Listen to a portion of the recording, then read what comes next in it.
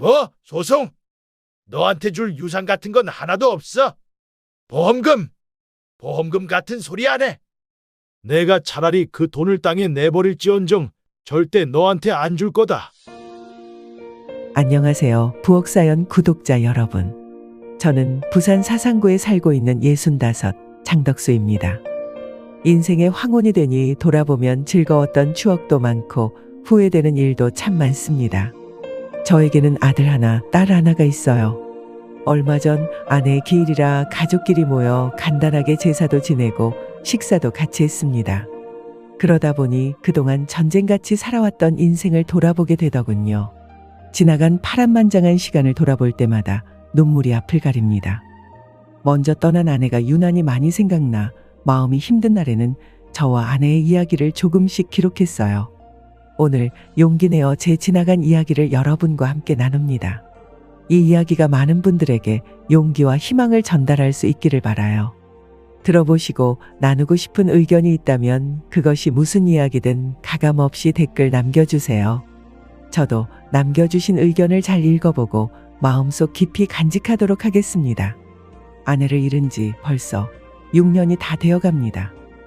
인생의 전부를 함께한 아내의 빈자리는 그 어떤 것으로도 메워지지 않더군요.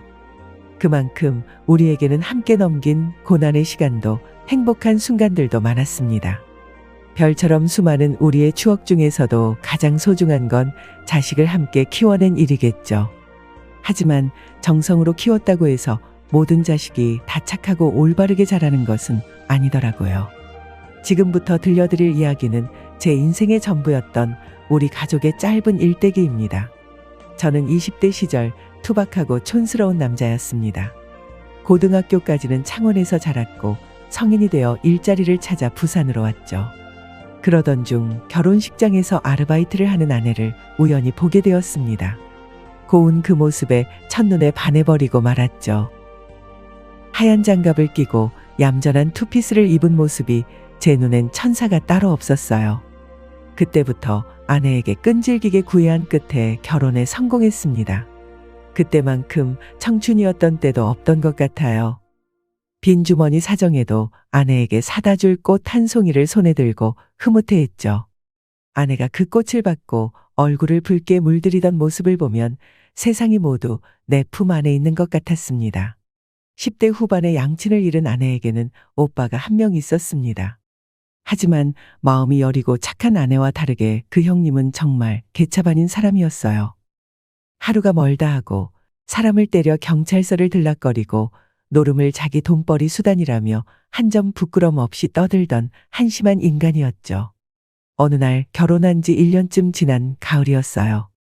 방파제에서 아내의 오빠가 숨진 채 발견됐습니다. 사인은 익사였어요. 그 일로 한동안 동네가 떠들썩했죠. 나중에 밝혀진 바로는 술을 마시고 방파제를 걷다 그만 바다로 발을 헛디딘 것이라고 하더군요. 그리고 며칠 후 기절초풍할 일이 일어났습니다. 동이 틀 무렵 아내가 저를 깨웠어요. 덕수 씨 밖에 무슨 소리가 나는 것 같아요. 나가봐요. 저는 아내와 함께 문 밖으로 나갔습니다. 문 앞에는 낯선 사과 박스가 있었고 그 안에서 이상한 소리가 나더군요. 박스 안을 들여다보고 저는 기절초풍할 뻔했습니다. 그 안에는 태어난 지 몇 개월 안 돼 보이는 아기가 있었어요. 이게 무슨 일이야? 아기가 왜 여기 있지? 아내도 아기를 보고 경악을 금치 못했죠. 우리는 우선 황급히 아기를 집으로 데리고 들어왔습니다. 아내는 아기를 품에 안고 자신의 체온으로 아기를 녹여주려고 했어요. 그리고 박스 안에서 사진 한 장을 발견했어요. 그 사진 속에는 세상을 떠난 아내의 오빠와 낯선 젊은 여자 그리고 아기가 함께 있었습니다. 사진 뒤에는 이런 글이 적혀 있었어요. 안녕하세요, 이순영 씨. 당신의 오라버니 상준 씨와 함께 살던 사람이에요. 아이는 태어난 지 5개월 되었고 출생신고는 아직 하지 않았습니다. 더는 아이를 키울 여건이 되지 않아요. 아이 아버지의 유일한 가족에게 이 아이를 맡깁니다. 편지를 읽은 우리는 당황한 표정으로 아내의 품속에 있는 아기를 내려다봤어요. 자신이 지금 어떤 상황인지 알 리가 없는 그 아기는 기분이 좋은지 방긋 웃더군요.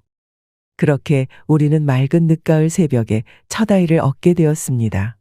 덕수 씨, 어떡하죠? 우리가 키워야지. 핏줄인데 버릴 순 없잖아. 든든한 우리 아들이 되어줄 거야. 우리는 아기에게 민재라는 이름을 지어주고 2년 후에는 예쁜 딸 은주도 태어났어요. 딸과 차별하지 않고 아들을 정성으로 키웠어요. 아내는 두 아이를 똑같이 대하려고 노력했지만 유일한 혈육이었던 오빠의 아이 그리고 친부모에게 버려졌던 아들에게는 연민을 가지고 있었죠. 그래서 유독 아들에게 엄하게 굴지 못했어요. 그러다 민재가 5살이 될 무렵 소아백혈병 판정을 받았습니다. 아내는 아들의 불행에 마음이 아파 어쩔 줄을 몰라 했어요. 왜 불행은 자꾸 우리 민재에게 오는 걸까?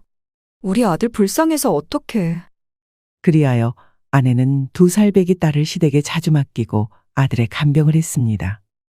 저는 아들의 병원비를 대기 위해 쉬는 날 하나 없이 열심히 일했어요. 원래 다니던 공장 일이 끝나면 대리운전을 뛰었고 공장이 쉬는 날에는 막노동을 했죠. 매일같이 온몸이 쑤셔 눈만 감으면 서서도 잠이 들 만큼 피곤했지만 이를 악물고 버텼습니다. 어린 나이에 소아암과 싸우고 있는 아들 그리고 그런 아들 곁에서 한시도 떨어지지 않고 눈물로 간병하는 아내. 불가피한 상황 때문에 부모와 떨어져 지내야 했던 딸을 떠올리면 도저히 가만히 있을 수가 없었거든요. 다행히 아들은 2년여의 투병 후 학교에 입학하기 전 서서히 건강을 회복할 수 있었습니다. 하지만 아내는 아들에 대한 애착과 연민이 더욱 깊어졌죠. 아들이 잘못된 행동을 해도 제대로 화를 내지 못했습니다. 민재야, 이거 하고 싶어? 엄마가 도와줄까? 은주야, 자기 방은 자기가 치워야지. 그리고 책은 깨끗하게 보는 거야. 이렇게 더럽히면 안 돼. 그건 잘못된 거야. 오히려 딸에게는 잘잘못을 정확히 일깨워주고 엄하게 대했죠. 저는 이대로 가만두면 안 되겠다 싶어 아들을 엄하게 교육하기 시작했습니다. 다행히 아들은 조금 이기적인 면이 있긴 했지만 바르고 착하게 자라주었어요. 그렇게 시간이 흘러 두 아이는 모두 대학교에 입학했습니다. 아들이 막 성인이 되었던 해, 저는 그동안 모아뒀던 돈으로 공단에서 산업용품을 유통하는 사업을 시작했고 다행히 사업은 제법 성공했죠. 덕분에 두 아이의 대학 학비를 모두 대줄 수 있었고 부산 외곽에 있는 경치 좋은 곳에 전원주택도 하나 지어 이사를 하게 되었습니다. 이후 약 10년간은 우리 가족에게 다시 없을 평온한 시간이었어요. 대학을 졸업한 아들은 공기업에 취업을 했고 간호대를 나온 딸은 시내의 한 병원에 일자리를 구했죠. 제 사업은 안정적으로 자리를 잡아 경제적으로도 넉넉했고 아내와 저는 아픈 곳 없이 건강해서 더 바랄 것이 없었습니다. 아이들은 각자 제 짝을 만나 결혼까지 했고 저는 두 아이에게 적당한 집도 한 채씩 해줄 수 있었죠.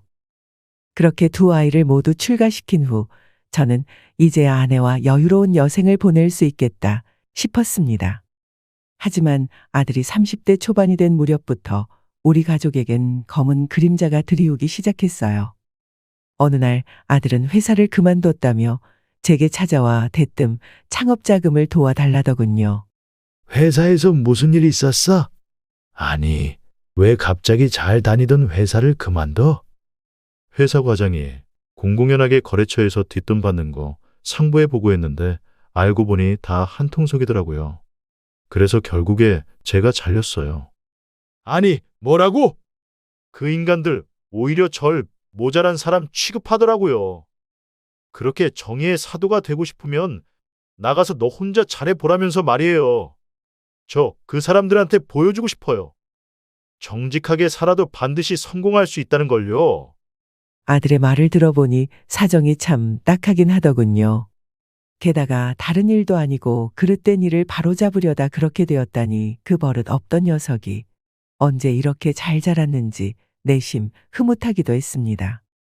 잘못된 일을 외면하면 나중에 그 일이 화가 돌아온다는 말은 제가 아들이 어렸을 때부터 강조하던 가르침이었어요.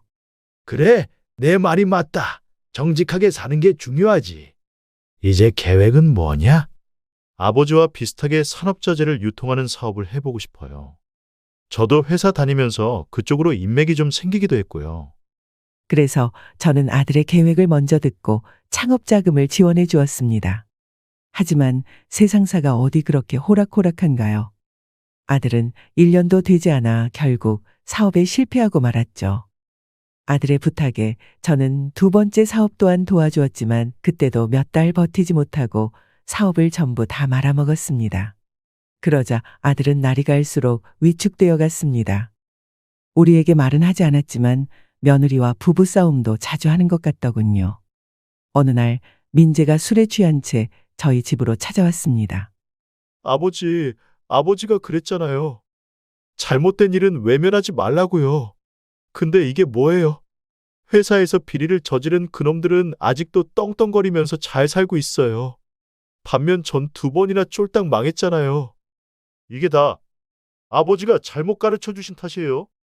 그냥 그런 일 정도는 남 일이라고 여기고 무시하라고 하셨어야죠. 내 인생 책임져요. 아들에게 물심양면으로 지원해주고 고작 듣는 소리가 이런 소리라니 정말 화가 났습니다. 이놈이! 왜 너 사업 실패한 이유를 엉뚱한 곳에서 찾아? 이게 널 도와준 이 아비한테 할 소리냐? 민재 아버지, 진정해요. 민재가 지금 많이 힘들어서 그래요. 아내는 화가 난 저를 막으며 아들을 방으로 들여보냈습니다. 그날 아들은 방에서 한참을 서럽게 울다가 잠이 들더군요. 이후 아들은 달라지기 시작했습니다. 눈빛은 점점 생기를 잃어갔고 입만 열면 세상에 대한 원망을 했어요. 그러면서 돈만 있으면 뭐든지 된다는 궤변을 펼치며 이제는 저에게 뻔뻔하게 돈을 요구했습니다. 이번엔 달라요. 저도 이제 접대도 하고 치사한 짓도 하면서 수단, 방법 가리지 않고 살아남을 거예요. 전에는 자금이 모자라서 오래 버티지 못한 것도 원인이었다고요. 오래 버티면서 무슨 짓이든 하다 보면 다 되는 게 사업이에요. 아버지도 해보셔서 아시잖아요. 저 좀 도와주세요. 절 모른 척 하실 거예요? 정말 환장하겠군. 대체 너 왜 그러냐? 무슨 말도 안 되는 소리를 하는 거야. 돈 있다고 사업이 다 되면 세상 부자 중 망할 사람이 어디 있겠어? 저는 세 번째 사업은 절대 안 된다며 아들을 내쫓았습니다. 하지만 결국 아들은 본인이 원하는 바를 이루고 말았죠. 아내는 저 몰래 아내 이름으로 사두었던 건물을 팔아 아들에게 돈을 건네줬어요. 여보, 대체 왜 그랬어? 그 건물은 우리 노후를 위해 준비한 건물인데 얼마나 힘들게 샀는지 당신도 알잖아. 민재가 이렇게 힘든데 어떻게 가만히 있어요? 미우나 고우나 우리 자식인데 도와줘야지. 어쩌겠어요. 저는 분통이 터졌지만 이미 엎어진 물을 다시 주워 담을 순 없었죠. 그리고 다시 1년이 조금 넘어 결국 세 번째 사업마저도 망하고 말았습니다. 며느리는 진절머리를 내며 손녀를 데리고 아들을 떠났고 아들은 그렇게 돈도 자신의 가정도 전부 다 잃고 말았습니다. 민재야, 집으로 돌아와라. 여기서 다시 시작하자. 엄마, 괜찮아요. 그냥 잠시만 절 내버려 두세요. 아들은 집으로 돌아오라는 우리의 말을 거절하고 부산 한 구석에 있는 작은 방을 얻어 혼자 살아가기 시작했어요. 그때부터 아들은 크게 망가지더군요. 아내가 아들에게 반찬을 싸서 가지고 갈 때도 우리가 아들에게 전화를 걸 때도 아들은 항상 술에 취해 있었습니다. 게다가 술에 취해 다른 사람들과 시비가 붙어 허구한 날싸움을 해댔고 피해의식 또한 심해졌죠. 아버지, 저 합의금 좀 물어주세요. 엄마한텐 비밀로 해주세요. 합의금? 너 또 사람 때렸냐? 너 정말 내 인생을 스스로 이렇게 망가뜨릴 거야? 그럼 옆 테이블 놈들이 절 보면서 실실 비웃는데 그걸 가만 놔둬요. 저 합의금 못 물면 교도소 가요. 하나밖에 없는 아들 이렇게 버리실 거예요. 죄를 지었으면 당연히 합당한 벌을 받아야지.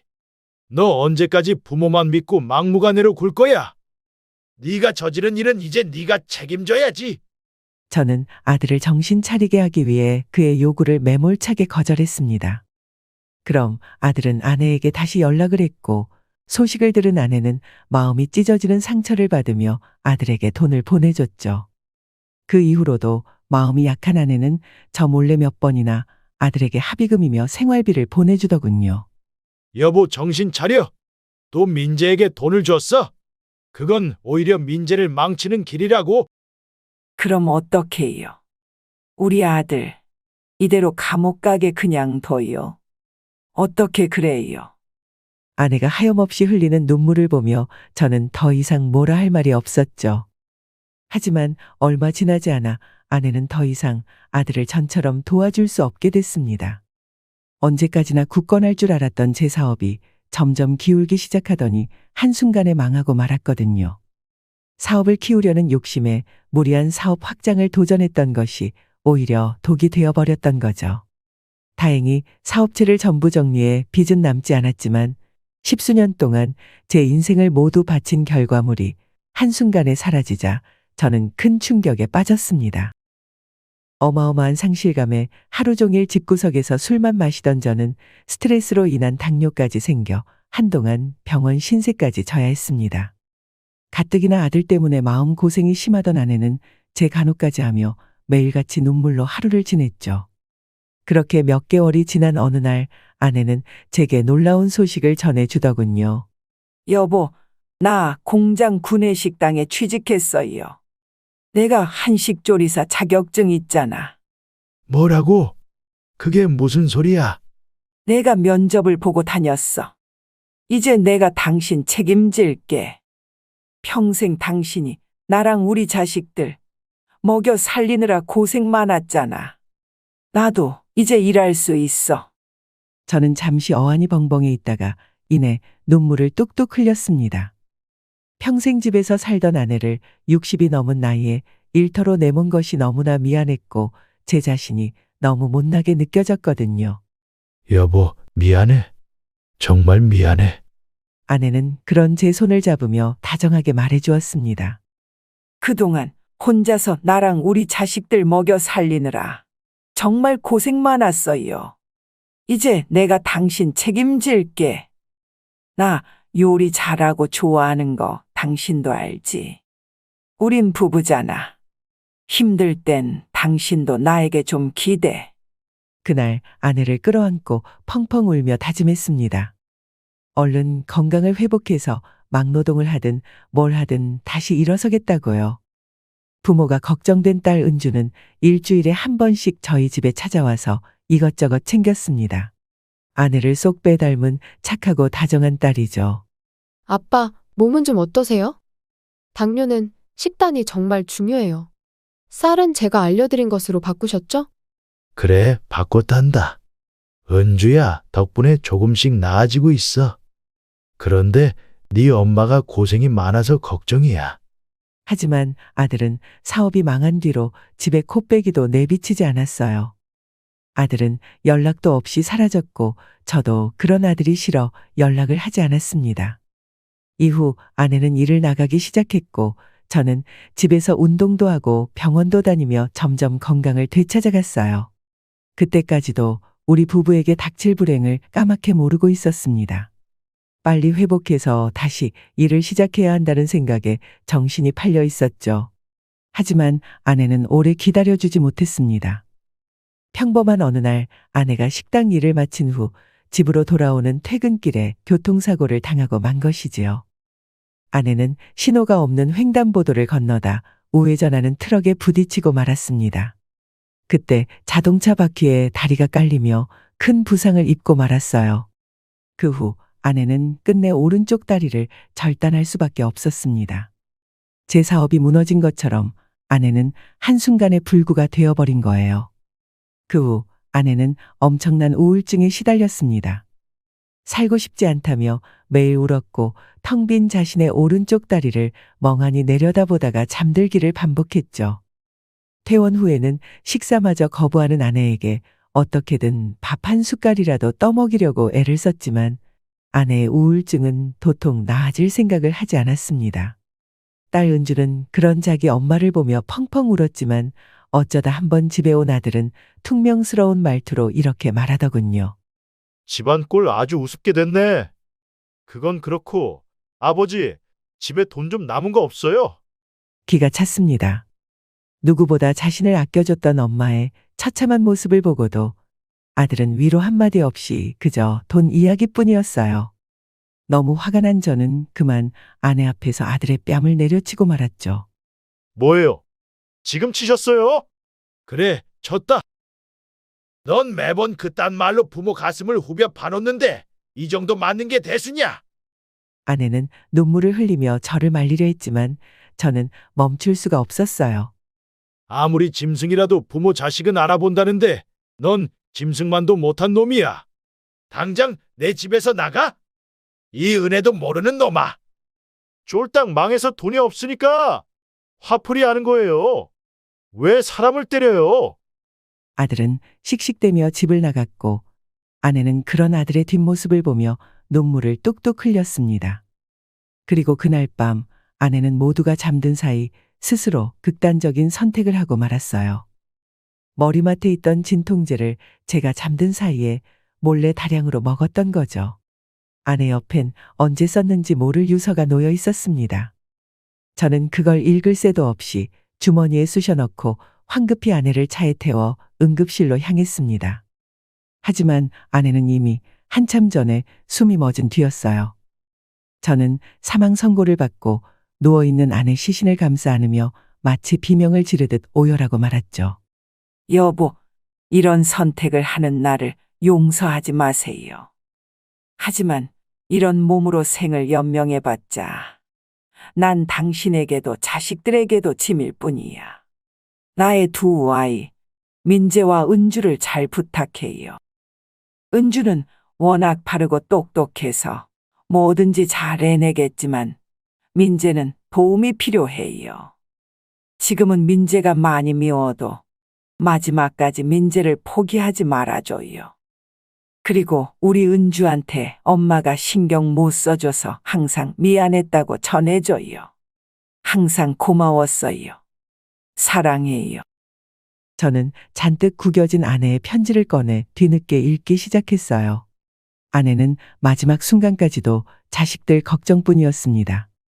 저는 아내의 유서를 끌어안고 미친 사람처럼 울었어요. 부부는 서로 힘들 때 기대는 거라더니 아내는 자신에게 닥친 불행을 혼자서만 끌어안고 세상을 떠났던 거예요. 유서를 읽은 은주 역시 장례를 치르는 내내 밥도 안 먹고 눈물만 흘렸습니다. 은주야, 다 아빠가 모자란 탓이다. 미안해. 아빠, 왜 엄마가 이런 선택을? 반면 아무리 전화해도 아들은 끝내 장례식장에 나타나지 않았어요. 그리고 아들은 아내의 발인이 끝나고 난 후에야 집으로 찾아왔더군요. 오빠가 인간이야? 엄마가 돌아가셨는데 어떻게 아들이 장례식장에 코빼기도 안 비쳐? 엄마가 그동안 오빠한테 어떻게 했는데? 내가 뭐 안 오고 싶어서 안 왔어? 연락을 못 받았어. 몰랐다고. 엄한 놈들이랑 싸우다가 유치장에 갇혀 있었다고. 진짜 재수도 없었지. 그놈의 싸움질 때문에 아내의 장례식장에 못 왔다며 변명하더군요. 가슴이 무너졌습니다. 자신을 키워준 엄마가 세상을 떠났으면 눈물이라도 보이는 게 사람 아닌가요?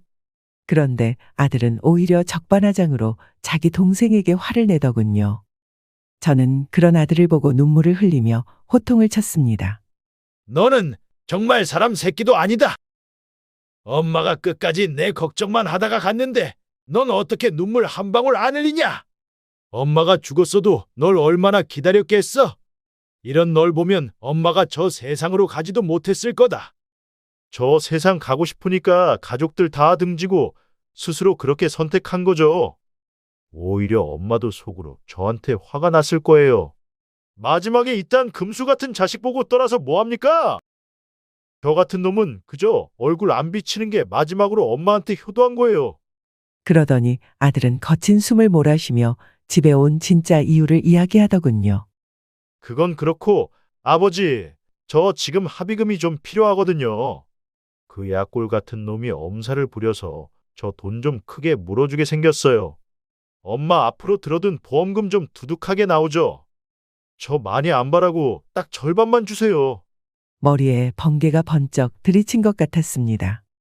이 정신 나간 자식이 지금 뭐라는 걸까? 더 이상 참지 못한 저는 아들의 뺨을 냅다 후려쳤습니다. 이놈아, 내가 엄마한테 어떻게 그럴 수가 있어? 정신 차려, 이 자식아! 저는 2번, 3번 아들의 얼굴을 내려쳤습니다. 아들이 제 손목을 낚아챌 때까지 몇 번이고 계속해서 때렸어요. 아버지라고 봐주는 것도 한계가 있어요. 그만해요. 자, 봐라. 너 같은 놈도 자식이라고 끝까지 내 생각만 하다가 네 엄마가 너한테 마지막으로 남긴 영상이야. 그리고 아들에게 휴대폰을 던지듯 건네주며 울부짖었죠.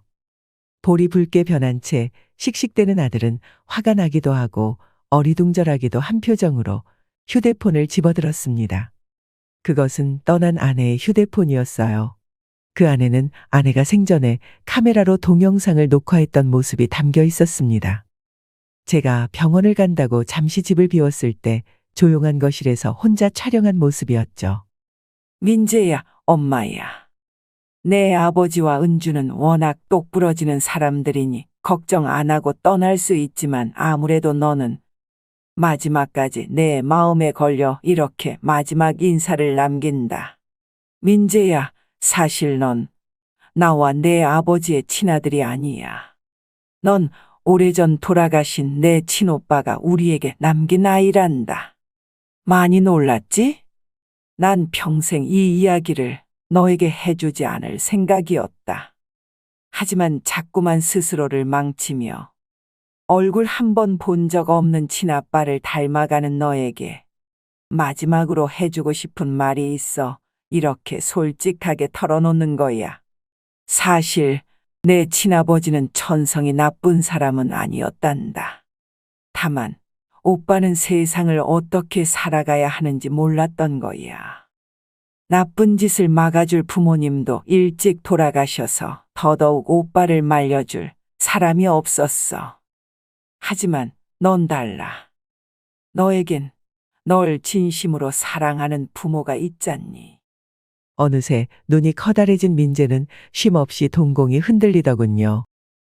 미리 영상을 봤던 저는 그런 아들을 보며 눈을 질끈 감고 눈물을 흘렸고 옆에 있던 은주 또한 민재처럼 놀란 표정을 감추지 못했어요.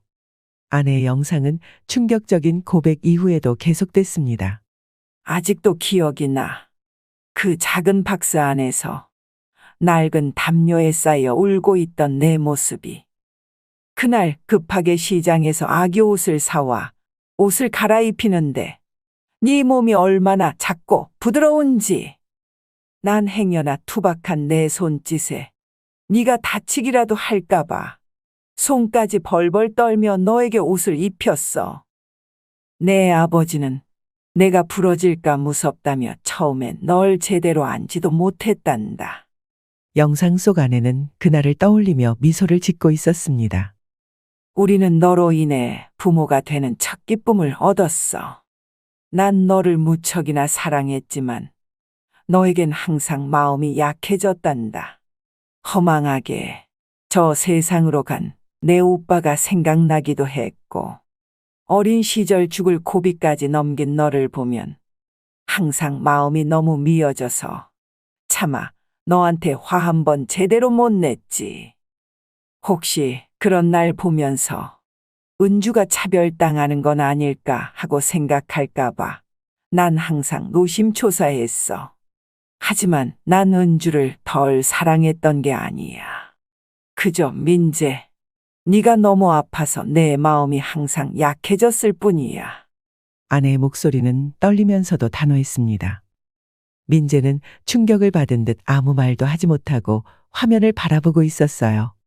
저는 그 영상을 통해 흘러나오는 아내의 목소리를 들으니 흐르는 눈물이 멈추지 않더군요.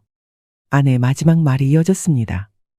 내가 어떤 결정을 하든 엄마는 항상 내 곁에서 지켜보고 있을게. 제발 이제 그만 방황하고 잘 살아줘. 엄마가 너를 얼마나 사랑하는지 알지? 엄마가 마지막으로 부탁할게. 아내의 영상이 끝나자 민재는 핸드폰을 쥔 채로 한참을 가만히 있었습니다. 저는 그 모습을 보며 한숨을 내쉬었어요. 저는 그 순간 우리 가족에게 닥친 불행의 끝을 이제 곧 마주하지 않을까 하는 일말의 희망을 가지고 있었습니다. 하지만 그것이 제 착각이라는 것을 깨닫기까지 불과 몇 분 걸리지 않았죠. 한동안 고요한 침묵이 집안을 감쌌습니다. 아들을 제외한 우리는 소리 없이 눈물을 흘렸고 민재는 무슨 생각을 하는지 멍한 표정으로 휴대폰 화면만 내려다보고 있었습니다. 저는 그런 아들에게 말했습니다. 이놈아, 이제 제발 정신 좀 차려라. 자신의 삶을 포기하면서도 끝까지 너에 대한 걱정을 내려놓지 못했던 엄마를 봐서라도 제발 네 인생을 망치는 짓거리 좀 그만해.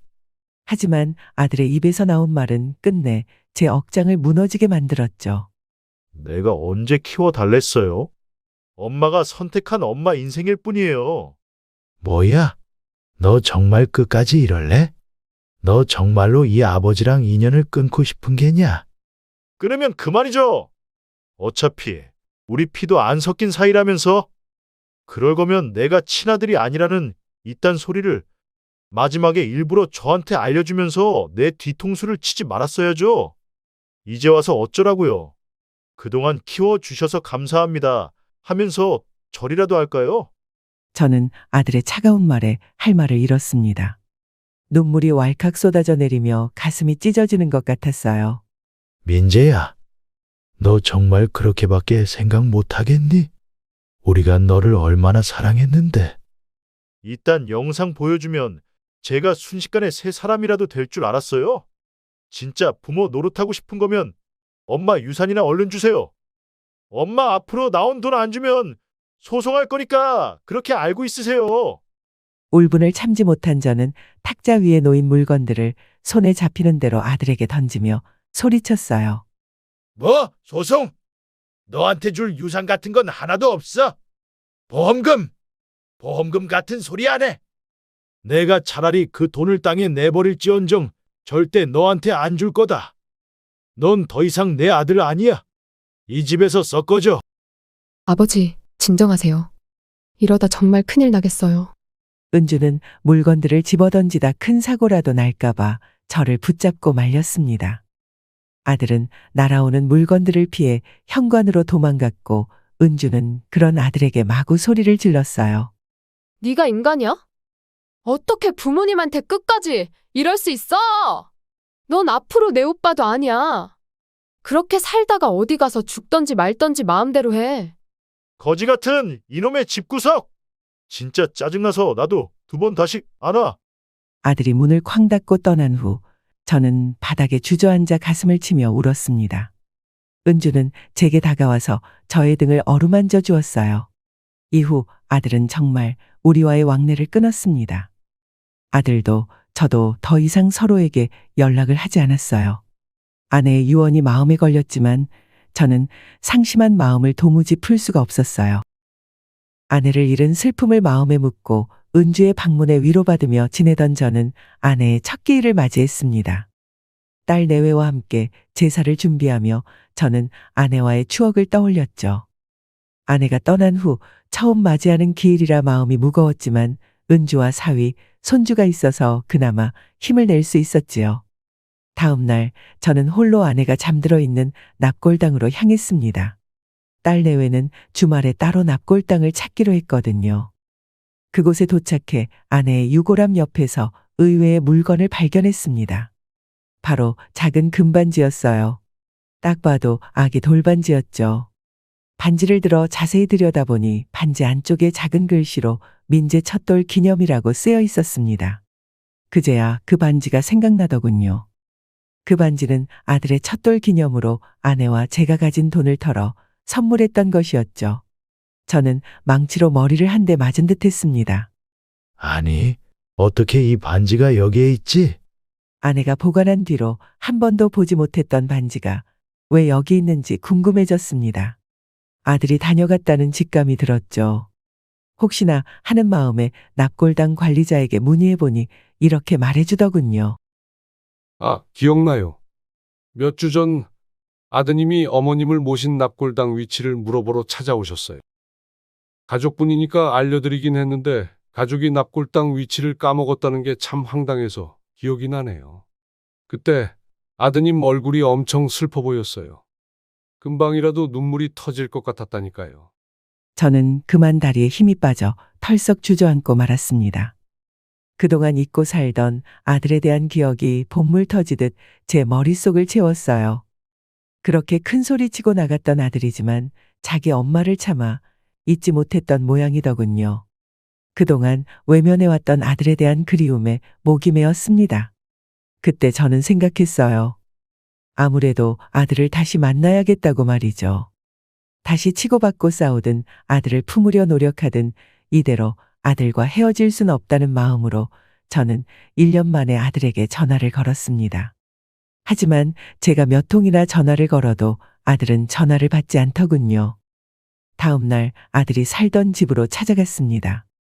그러나 그곳엔 이미 다른 사람이 살고 있었어요. 아들은 1년 사이 자취를 감췄더군요. 저는 포기하지 않고 돈까지 써서 수소문을 했습니다. 제발 예전 아내의 오빠처럼 아들에게 불상사가 생기지 않길 바라는 마음으로 말이죠. 그리고 드디어 아들이 있는 곳을 알아낸 저는 그만 심장이 쿵 내려앉고 말았습니다. 아들이 있던 곳은 지방에 위치한 교도소였어요. 결국 폭력 사건으로 1년 6개월형을 받은 상태더군요. 처음엔 너무 놀라기도 하고 절망스럽기도 했지만 전 마음을 굳게 먹고 아들에게 면회를 갔습니다. 하지만 아들은 제 면회를 거절했어요. 그래도 저는 끈질기게 아들을 찾아갔습니다. 이 소식을 들은 딸은 그런 범죄자를 왜 자꾸 찾아가냐며 저를 나무랐지만 저는 딸에게 이렇게 말했습니다. 잘된 자식은 보지 않고 살 수 있어도 잘못된 자식은 부모로서 외면할 수 없는 법이야. 그놈이 그런데 갔더라도 어쩌겠니? 나도 그놈의 부모인걸. 드디어 7번의 면회 시도 끝에 아들의 얼굴을 마주할 수 있었습니다. 면회실에서 마주한 아들은 살이 쑥 빠져 있었고 고생을 많이 했는지 얼굴이 퍼석퍼석해 보였어요. 저는 힘겹게 말을 꺼냈습니다. 민재야, 오랜만이다. 아들은 제 말을 듣고 잠시 눈을 피하다가 쓴웃음을 지으며 말했습니다. 싫다는데 왜 자꾸 오세요? 우리 이제 안 보기로 한 거 아니었어요? 널 너무 늦게 찾아와서 미안하다. 나도 너한테 너무 화가 많이 났었어. 뭐 이해해요. 제가 아버지랑 돌아가신 엄마한테 어떻게 했는데요? 그런데 그걸 까맣게 잊고 다시 절 자식이라고 부르세요? 저한테 더 이상 신경 쓰지 마세요. 오늘 면회도 이만하려고 만난 거예요. 아들의 가시돋친 말에 마음이 아팠지만 저는 조용히 챙겨간 물건을 꺼내 보여주었습니다. 이게 뭔지 아니? 왜 또 딴짓 같은 소리 하세요? 그게 뭔데요? 이거 네가 우리 집에 왔던 날 입고 있던 베네 저고리야. 내 엄마의 유품을 정리하다가 서랍 깊숙한 곳에서 찾았지. 예상치 못한 제 말에 순간 아들은 입을 꾹 다물었습니다. 저는 작고 낡은 베네 고리를 쓰다듬으며 말했습니다. 나도 고민 많이 했다. 널 찾으려 했긴 했지만 막상 마주하려니 나도 많은 용기가 필요했어. 그런데 자꾸만 서랍에서 아기 울음소리가 들리는 것 같더구나. 내가 미쳤나 싶었는데 자꾸만 이런 생각이 들었지. 아기였던 그때처럼 네가 도와달라는 신호를 보내고 있는 건 아닐까 하는 생각. 물론 나 혼자만의 착각이라고 해도 상관없다. 난 그때 깨달았어. 난 여전히 네가 그립고 너가 다시 돌아오길 바란다는 사실을. 그리고 비로소 받아들였지. 난 널 포기할 수 없다는 걸. 아들은 고개를 푹 숙이고 오랫동안 말이 없었습니다. 그리고 한숨을 쉬며 이야기했죠. 전 이제 어떻게 해야 할지 모르겠어요. 모든 게 다 망가졌어요. 민재야, 아무리 힘들어도 가족은 네 곁에 있어. 내가 너를 포기하지 않을 거야. 다시 일어설 수 있도록 뭐든지 도와줄게. 그러니까 제발 포기하지 마라. 그 순간 고개를 숙인 아들의 얼굴 아래로 눈물 한 방울이 떨어졌습니다. 저는 그 눈물을 보며 다시 한번 다짐했어요. 어떠한 어려움이 닥쳐도 아들을 포기하지 않겠다고. 너와 잠시 멀어졌어도 내가 여전히 너의 아버지라는 건 변하지 않는 사실이다. 그러니 아무리 오지 말라고 해도 난 계속 여기 올 거야.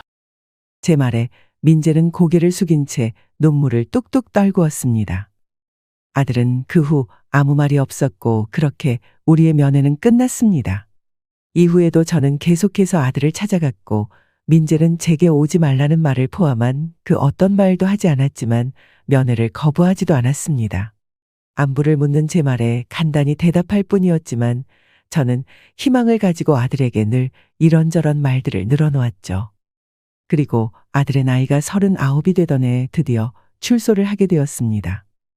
마치 그날처럼 맑은 늦가을이었죠.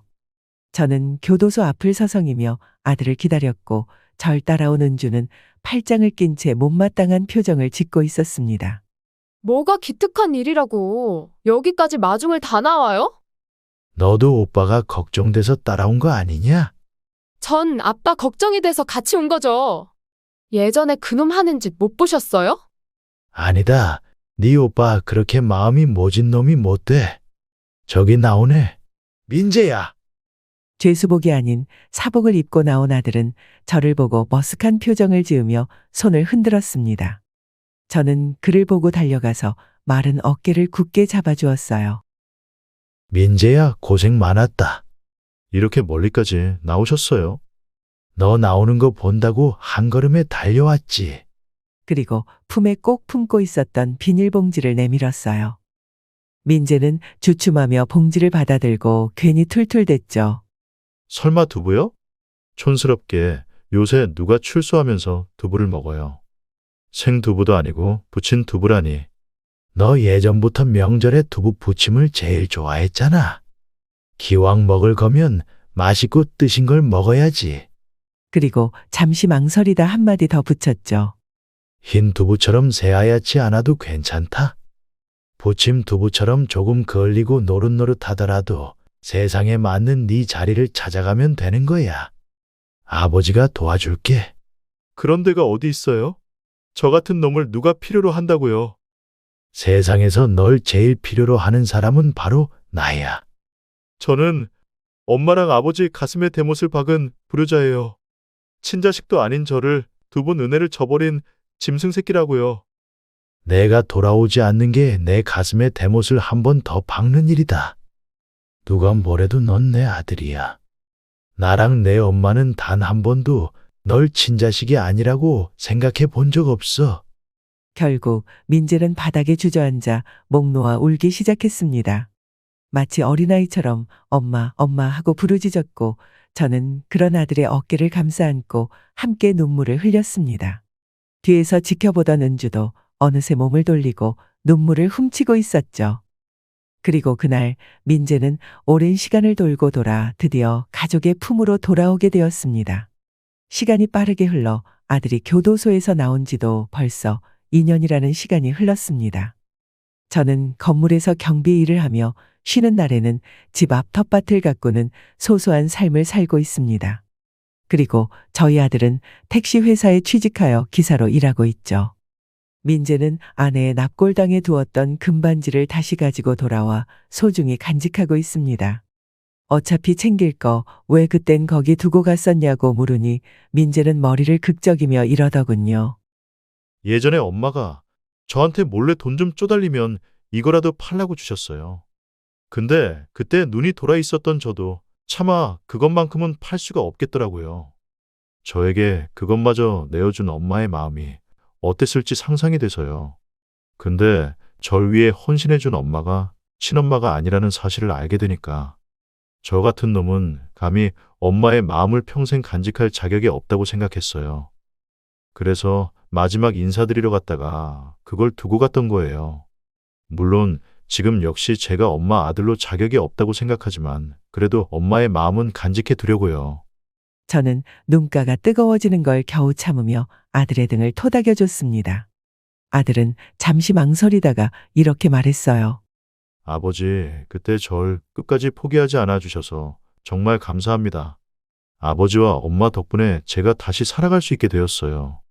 민재야, 엄마가 하늘에서 널 자랑스러워할 거야. 두 분이 없었다면 전 지금 제 친아버지처럼 차디찬 바닥에서 생을 마감했을지도 몰라요. 저 정말로 더 이상 두 분께 걱정 끼쳐드리지 않도록 바르게 살게요. 아들은 자신이 뱉은 말처럼 정말로 다른 사람이 되었답니다. 요즘 민재는 이혼한 전 며느리에게 조금씩이나마 돈을 보내고 있어요. 며느리는 아들에게 전화를 걸어 이제 와서 왜 이러냐고 거절했지만 아들은 언젠가 만나게 될 내 딸에게 부끄럽지 않은 아버지가 되도록 노력하겠다며 진심으로 사과하더군요. 은주는 아직 자신의 오빠를 온전히 받아들이지 못했습니다. 하지만 이번 아내의 기일에 서툴게 전을 붙이던 민재에게 처음으로 말을 걸더군요. 비록 퉁명스러운 말투였지만 말이에요. 오빠, 버섯전은 뜨거운 불에서 빨리 뒤집어야 맛있지. 더 빨리빨리 안 움직이면 다 탄다고. 비록 아내는 더 이상 제 곁에 없지만 저는 지금 다시 가족의 품으로 돌아온 아들과 착한 딸 내외 덕분에 평온한 일상을 보내고 있습니다. 앞으로 계속해서 변해갈 아들 옆에서 부모로서 지켜보고 응원해줄 생각입니다. 그런 일은 없겠지만 또다시 아들이 잘못된 길에 들어선다면 저는 불구덩이에 뛰어들어서라도 다시 아들을 바른 길로 돌려놓을 겁니다. 이 사연을 통해 하늘에 있는 아내에게 우리의 근황을 알려주고 싶었습니다. 그리고 이젠 걱정 말라고 우리 아들이 비로소 가족의 품으로 돌아왔으니 이제 편히 쉬라고 이야기하고 싶어요. 자식을 키우다 보면 기쁜 일도 많지만 때로는 정말 힘들고 슬픈 일도 많죠. 이 세상 자식을 가진 모든 부모님들에게 응원하는 마음을 바치며 사연을 마치겠습니다. 들어주셔서 감사합니다. 모두 행복하세요. 오늘 사연 어떻게 들으셨나요? 이번 이야기가 구독자분들에게 따뜻한 위로가 되었으면 좋겠습니다. 느끼신 점이 있다면 댓글로 허심탄회하게 의견을 나눠주세요. 부엌 사연은 여러분의 구독과 좋아요 그리고 댓글로 유지됩니다. 앞으로 더 좋은 사연으로 찾아뵐 수 있도록 많은 도움을 부탁드려요. 감사합니다.